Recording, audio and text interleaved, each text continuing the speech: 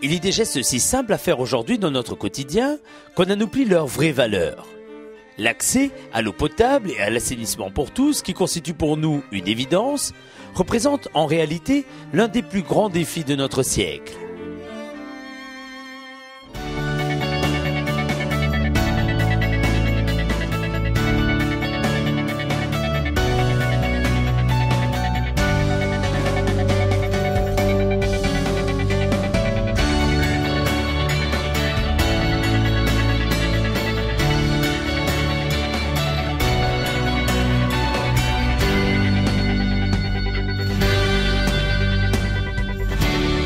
Nous sommes ici au cœur du Tursan, dans les Landes, à la frontière des Pyrénées-Atlantiques. Ici, depuis 1955, des hommes et des femmes issus de leur territoire ont décidé de prendre en main eux-mêmes la gestion de l'eau, et ce, au travers d'un syndicat dédié exclusivement à cette mission. Président, bonjour. Nous sommes sur la commune de Pécorade, à quelques centaines de mètres de Géonne. C'est le centre névralgique du syndicat, sa station de production. Tout à fait. Nous sommes ici donc sur le lieu où est prélevée l'eau du Tursan. À l'arrière, il y a même un forage. Là, nous avons l'usine de traitement. Sur l'arrière, nous avons la station de pompage. Et c'est de là donc que partent l'eau potable qui s'en va vers les châteaux d'eau, les différents châteaux d'eau du syndicat, mais aussi vers les 1000 km de réseau du syndicat des eaux du Tursan. Et puis après, c'est également la fourniture vers nos clients en gros, la ville d'Aire-sur-Adour, le syndicat d'Arzac, le syndicat des Arboutes. Le syndicat des eaux de Tursan s'étend aujourd'hui sur 2 départements. Il couvre au total 84 communes, 42 desservies en eau potable, 26 gérées en assainissement collectif et 80 en assainissement autonome. Jean-Pierre Laferrère, il faut remonter à 1955 pour commencer à parler ici d'une gestion collective de l'eau. En effet, c'est pour les besoins de la mise en place de l'eau potable courante. Monsieur Lafenêtre, maire de Jaune et conseiller général, a eu l'idée de fédérer ou de rassembler 4 ou 5 communes pour commencer à distribuer de l'eau sous la forme d'un réseau en captant des sources de surface. La solution choisie très rapidement était une solution d'affermage. Suite à la mise en place de forages qui demandait une technicité d'exploitation, le choix de l'affermage a été fait pour distribuer cette eau sur l'ensemble du territoire. Au milieu des années 90, les élus décident par contre de changer le mode de gestion. On laisse de côté l'affermage et on passe en régie directe. Pourquoi ? Effectivement, les élus ont décidé de choisir la régie directe d'exploitation parce qu'ils décident en fait de prendre eux-mêmes leur destinée, de ne pas avoir un intermédiaire qui gère pour eux et quelque part d'assumer ce choix en confiant à une équipe technique tout ce travail qui était fait par d'autres auparavant pour essayer d'améliorer les services, de répondre à des incompréhensions que nous avions auparavant avec l'ancien exploitant et d'amener des réponses également auprès des élus qui se posent des questions par rapport à l'organisation de leur territoire. La priorité des 26 salariés du syndicat mixte est clairement affichée.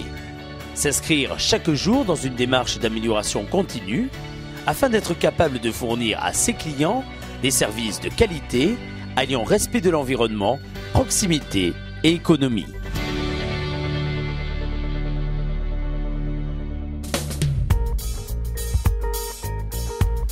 Syndicat des eaux du Tursan, bonjour. Au cœur de l'organisation se trouve le service administratif, noyau de tous les services. Celui-ci est composé d'une responsable et de 3 collaboratrices qui accueillent le public ou répondent par téléphone à leurs questions. C'est ici que s'opère la gestion administrative et comptable des abonnés, ainsi que la facturation. La mission confiée à cette équipe, souriante et performante, est claire. Offrir un service de proximité de grande qualité. Je viens pour l'ouverture d'un compte sur Lorette. Alors on va faire un contrat d'abonnement. Vous êtes propriétaire ? Oui. Donc je vais rechercher les références de votre branchement. Donc voilà votre contrat, si vous voulez bien le signer. D'accord. Vous recevrez prochainement votre facture d'abonnement pour le second semestre 2010. La gestion des abonnés s'effectue en coordination avec le service eau potable, qui intervient sur le terrain afin d'effectuer le relevé des compteurs, les mises en service et parfois les encaissements. Ces opérations, en contact permanent avec les abonnés, nécessitent adaptabilité, ponctualité et réactivité. On le fera en début de semaine prochaine. On vous appellera quand ce sera fait.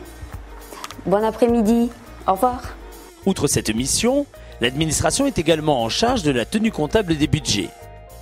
J'assure sous l'autorité du directeur la gestion comptable de 4 budgets qui correspondent également à 4 services: l'eau potable, l'assainissement collectif, l'assainissement non collectif et l'entretien des poteaux incendies. Enfin, ce service gère les ressources humaines ainsi que les actions de communication, indispensables tant vis-à-vis des usagers que des élus en charge de l'administration de la structure.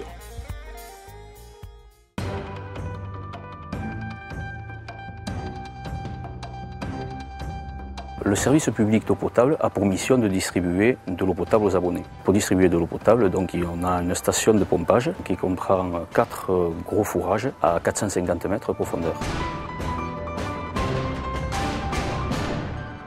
Le syndicat des eaux du Tursan puise son eau dans la nappe aquifère du Tursan, appelée nappe éocène, qui contient une eau fossile d'environ 20 000 ans.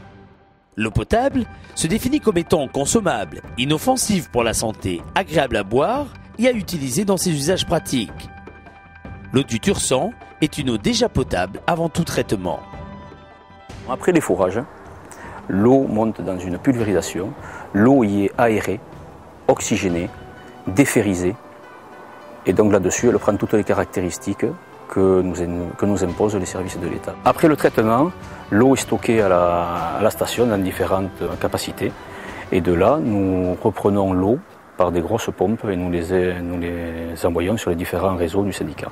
Le réseau d'eau potable du syndicat des eaux alimente 42 communes des Landes, situées dans la région du Tursan et de la Chalosse orientale.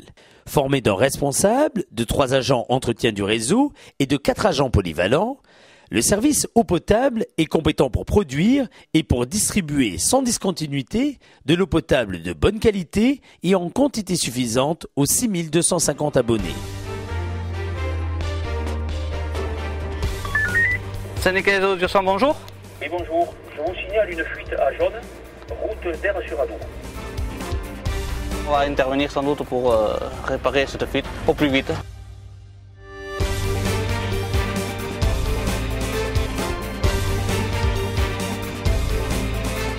On fait 220 fuites par an. Une fuite, quand on arrive en intervention, après oui, en 1 heure et demie de temps, on s'est réparé.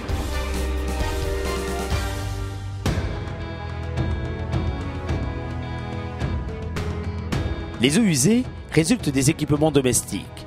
Elles regroupent les eaux vannes, provenant des toilettes et présentant des risques sanitaires importants, ainsi que les eaux ménagères, provenant, elles, de tous les autres usages domestiques, toilettes corporelles, lavage du linge, vaisselle, activités de cuisine.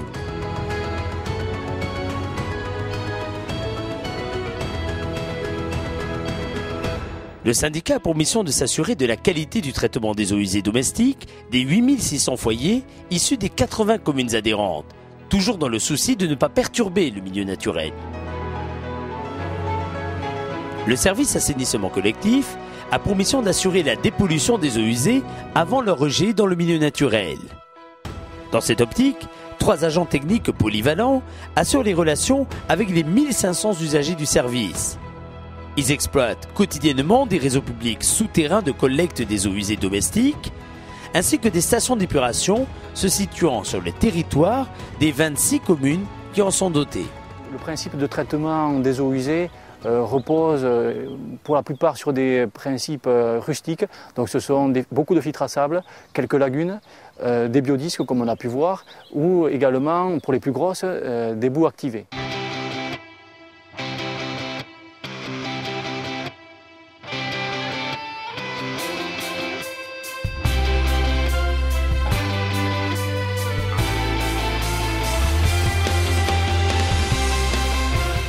L'assainissement non collectif ou autonome est réservé aux zones d'habitat diffus. Les installations d'assainissement non collectif installées sur les propriétés privées assurent la collecte et le traitement des eaux usées domestiques des habitants non raccordés au réseau public d'assainissement. La mission du service assainissement non collectif est d'accompagner les propriétaires des 6850 installations existantes sur le territoire des 80 communes qui ont transféré cette compétence au syndicat. Pour mener à bien cette mission, nous disposons de 4 techniciens qui assurent le contrôle de conception, le contrôle de réalisation et le contrôle de l'existant. Le contrôle de conception concerne toutes les personnes qui déposent un permis de construire ou également les personnes volontaires pour la réhabilitation. Le contrôle de réalisation demande à ce qu'un technicien suive la bonne exécution du chantier. Un des autres contrôles fondamentaux du syndicat des eaux du Tursan en matière d'assainissement collectif, c'est le contrôle de l'existant. La loi nous impose et impose aux communes d'avoir assuré ce contrôle.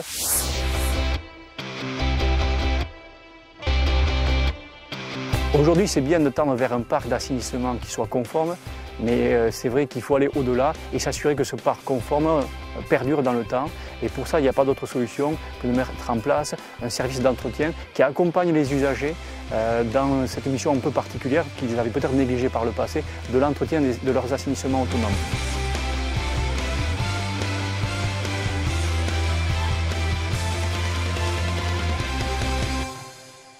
L'assainissement aujourd'hui est un pendant obligatoire de la distribution de l'eau potable, puisqu'il faut aujourd'hui tenir compte des aspects environnementaux, et c'était un challenge très difficile à relever individuellement par les communes. Et elles ont donc fait appel, comme auparavant pour l'eau potable, au syndicat pour traiter cela d'une manière mutualiste au niveau du syndicat des eaux.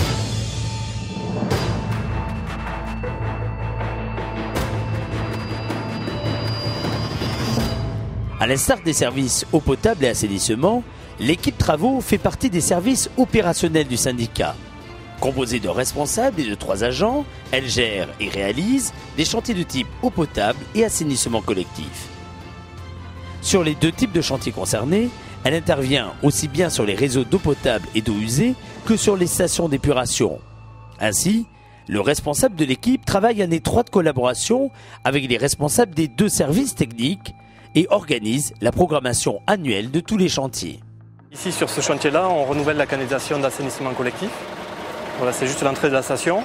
La canalisation était défectueuse, il y avait des problèmes d'étanchéité et de pente.